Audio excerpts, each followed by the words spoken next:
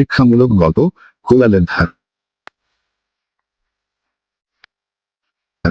একদা রাজা বনে কাঠ কাটার জন্য কয়েকজন কাঠুরে নিয়োগ দিতে চাইলেন। সবার মধ্যে একজন কাঠুরে খুব দ্রুততম সময়ে অন্যদের তুলনায় বেশি কাঠ কেটে দেখালো। তাতে রাজা অনেক খুশি হয়ে তাকে প্রধান কাঠুরে হিসেবে নিয়োগ করলেন এবং পুরস্কৃত করলেন। সে এতে আরো বেশি অনুপ্রাণিত হয়ে আরো বেশি পরিশ্রম করে কাজ করতে লাগলো। সে প্রথম মাসে 18টি গাছ কাটল। রাজা খুবই খুশি হলেন। সে দ্বিতীয় মাসে কাটল 15টি এবং তৃতীয় মাসে কাটল 12টি গাছ। রাজা যখন 3 মাস পর ঘুরতে এসে তার এই নিম্নমুখী ফলাফল দেখতে পেলেন তখন তিনি কিছুটা অবাক হলেন।